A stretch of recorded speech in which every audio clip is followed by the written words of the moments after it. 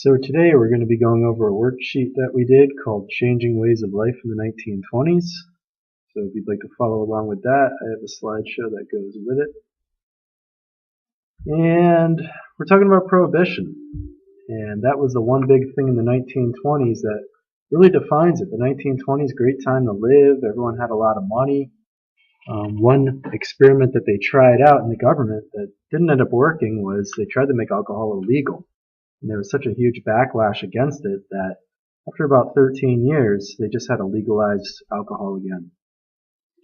So going along with the worksheet, the first thing you should know is it began with the 18th Amendment to the Constitution in 1920. So the 18th Amendment said it will be illegal to sell, use, manufacture alcohol in the United States. The Prohibition era is simply that time when alcohol becomes illegal. There are a couple reasons that reformers supported prohibition.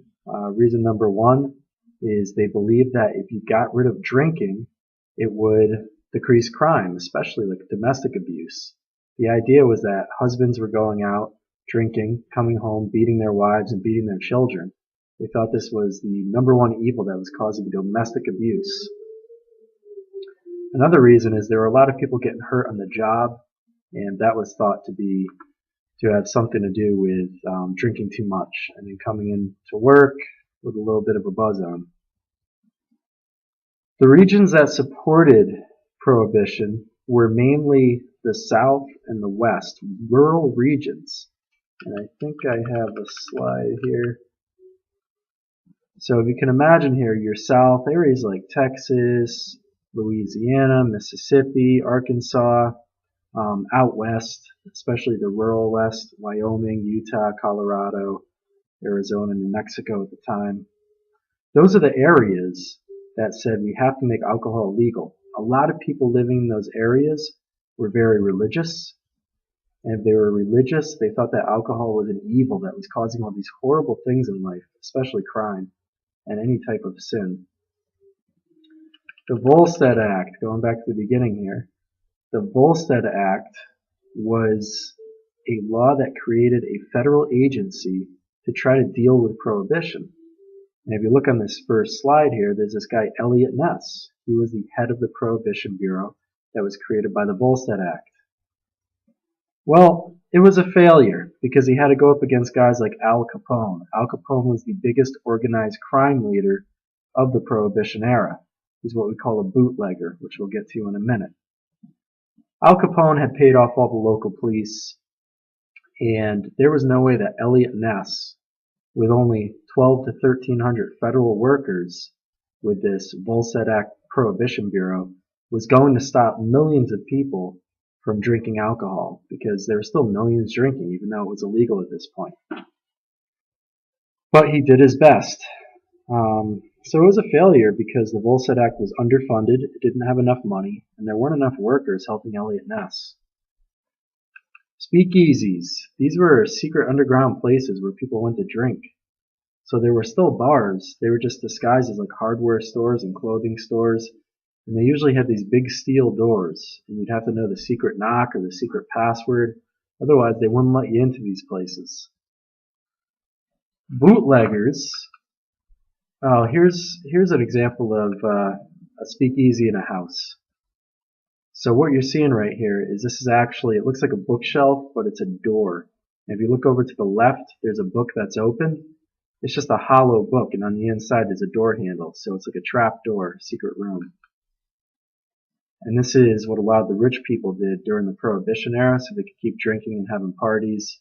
They had all these secret entryways into secret rooms where they kept all their alcohol, so they wouldn't get caught.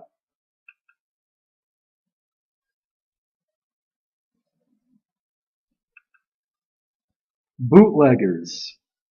So there's different types of bootlegging. A bootlegger is just a general term now for anyone who sneaks alcohol into the United States or into the country.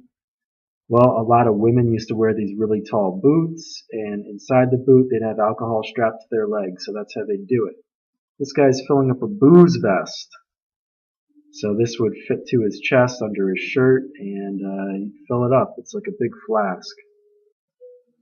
We talked about the most successful organized crime leader of the Prohibition era, Al Capone, and the city he operated in was Chicago.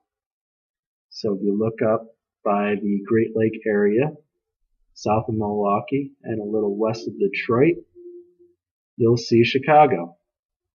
Al Capone got a lot of his alcohol in from Canada, so his men would bootleg it across the Great Lakes. As I mentioned before, he paid off a lot of the local police, so he didn't really have much resistance in his alcohol trade.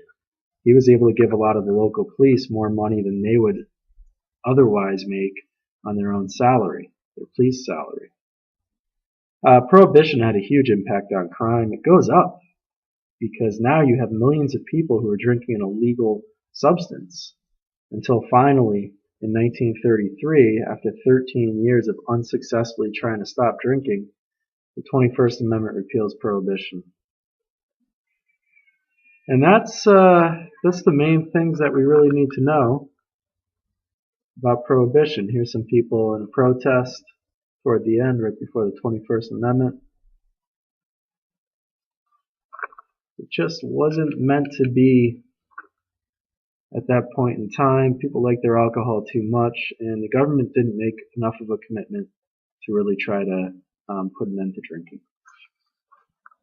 So hopefully that is a helpful companion to Changing Ways of Life in the 1920s worksheet.